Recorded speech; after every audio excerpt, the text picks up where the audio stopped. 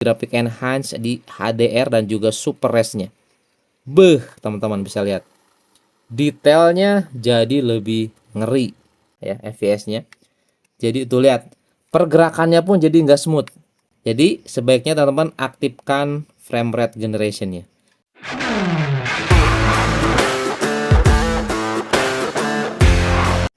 Kembali lagi bersama saya di channel Wahyu Zekta. Teman-teman, di video kali ini di sini saya mau bahas, guys. Ini sebelumnya kita bahas game hub ya, versi terbaru ya, versi 6.0.4, tapi saya lupa, guys, nggak ngasih informasi terkait frame rate generation ya. Saya ngeh-ngeh pas saat coba main lagi Resident Evil 3 Remake, dan itu jadi lebih seru, lebih stabil, lebih lancar, guys ya, seriusan. Nah, di sini saya mau kasih informasikan aja teman-teman ya. Ini saya coba tes di Poco F6, dan kebetulan kalau menurut saya Poco F6 ini paling cocok, guys ya, untuk saat ini ya mainin PC emulator. Kenapa? Karena GPU drivernya terdeteksi, guys ya. Jadi, nah nantilah saya jelasin pas masuk ke dalam game ya. Itu GPU drivernya, kemudian CPU-nya saling berkoordinasi. Jadi ke game juga lebih stabil gitu cuy ya. Nah, di sini kita akan langsung saja masuk ke dalam game hub versi 6.0.4-nya cuy. Oke, di sini nanti kita akan coba tes GTA 5, Resident Evil 3 Remake, dan juga God of War. Nanti kalau misalkan bisa stabil dan lancar, nanti saya informasikan atau saya perlihatkan gameplaynya ya. Nah, jadi teman-teman, untuk setting sendiri ya, ini kalau menurut saya ini adalah setting terbaik ya untuk Poco F6 mainin game GTA 5, kemudian Resident Evil 3 Remake ya. Nah, oke, untuk GTA 5 itu disarankan resolusinya di 800 kali 600. Kenapa? Saya coba sampai ke native ya, ke paling bawah nih ya, native resolution. Itu bisa jalan sih, tapi gamenya nggak keluar gambarnya cuy. Bahkan FPS-nya bisa tembus sampai 100-an FPS gitu ya.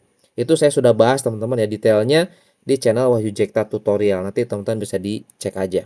Nah, di sini saya kasih garis besarnya aja untuk settingnya ya.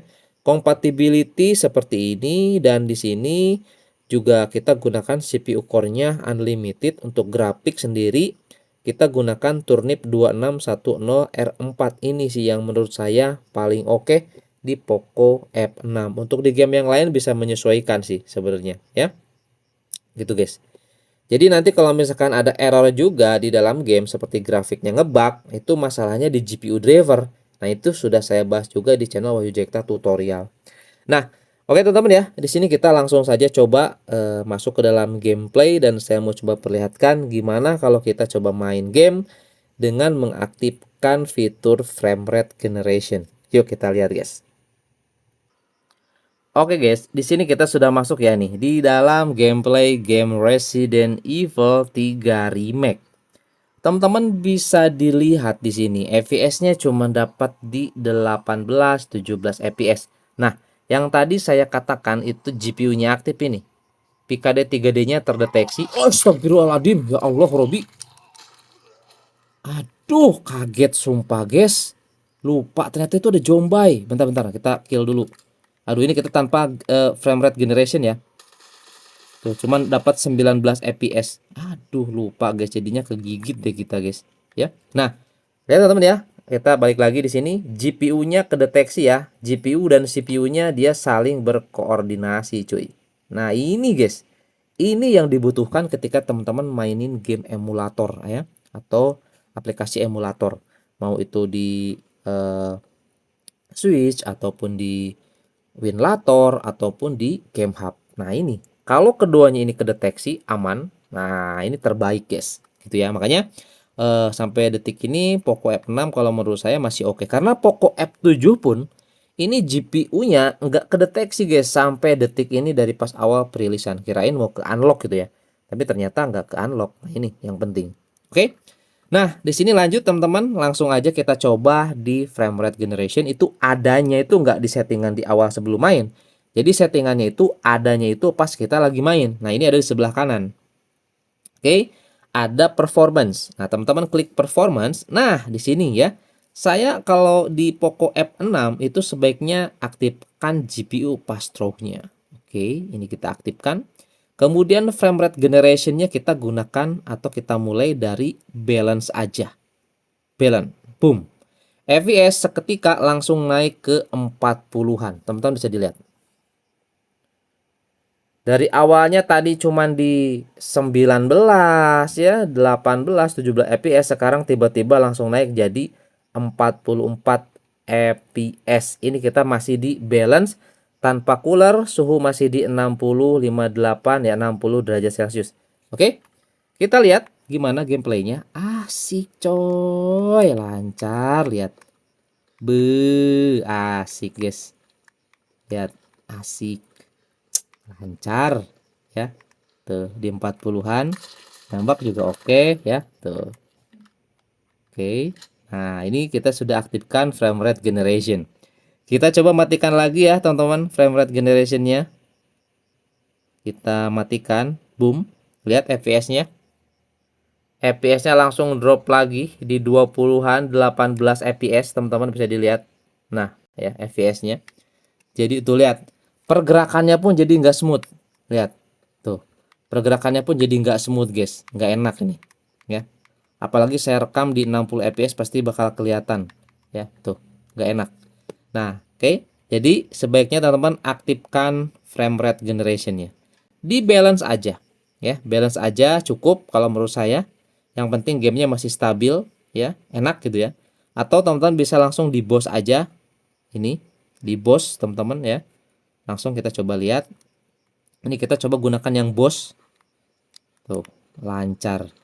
Mantul ya. Oke. Nah, sekarang langsung aja kita coba lihat kalau misalkan nanti banyak zombie ya. Ini memang udah kita ambil baterai ya.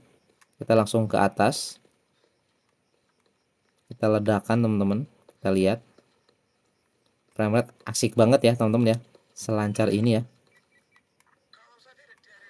Oke, skip aja ya. Nah, ini kita ledakin. Oke teman-teman, langsung kita lihat. Nah ini dia tuh, ini movie-nya seperti ini, dapat di 47-an sampai 50-an fps, dan di dalam tuh banyak sekali zombie efek. Nah aduh susah guys, kalau pakai stick seperti ini susah. Aduh apa tuh guys, gas kali ya. Aduh reload. Oke, kita tembakin terus, ini banyak banget di dalam coy. Kalau nggak tuh main masuk aja udah diserang terus di dalam. Oke, nembak juga masih aman ya. Oke, tuh 30, 33. Ini kalau nggak pakai frame rate generation tadi dapat berapa FPS cuy? Ya. Ini kalau 30-an masih oke lah, masih aman.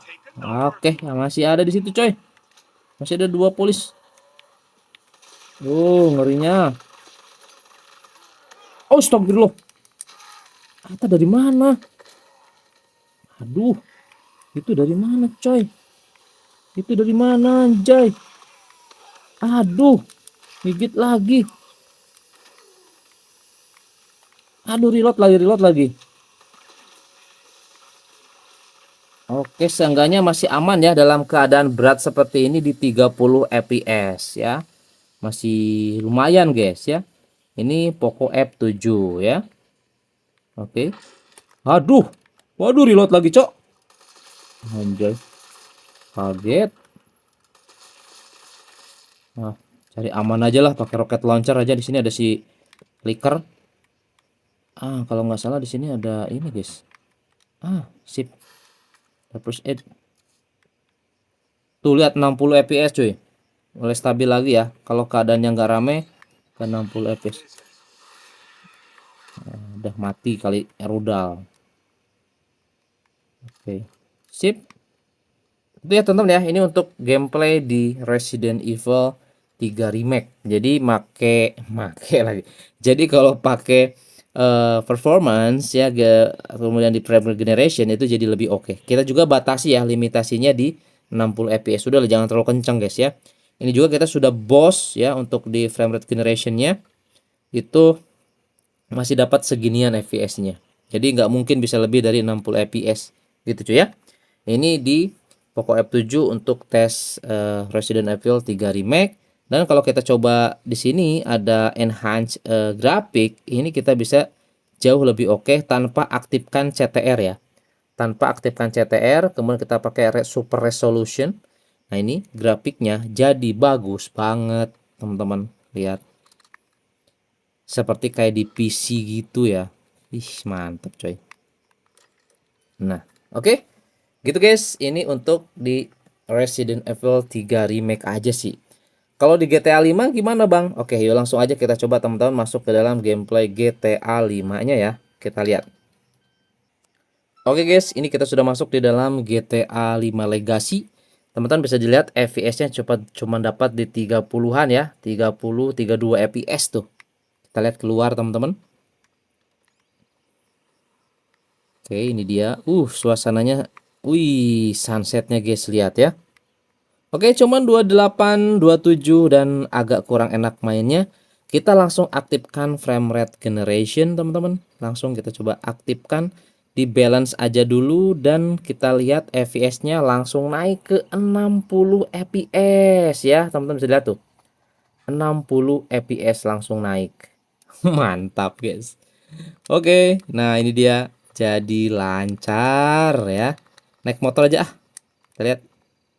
Oke, naik motor, pakai helmnya coy. Oke, good, langsung kita jalan-jalan. Lihat guys, 48, 47 tadi dari cuman 30 fps dengan frame rate generation jadi lebih lancar ya.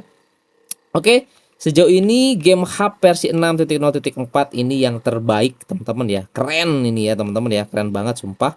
Jadi mungkin nanti update selanjutnya aja bisa lebih stabil lagi, terutama di bagian setting ya. Terkadang ada bug teman-teman ya, seperti itu.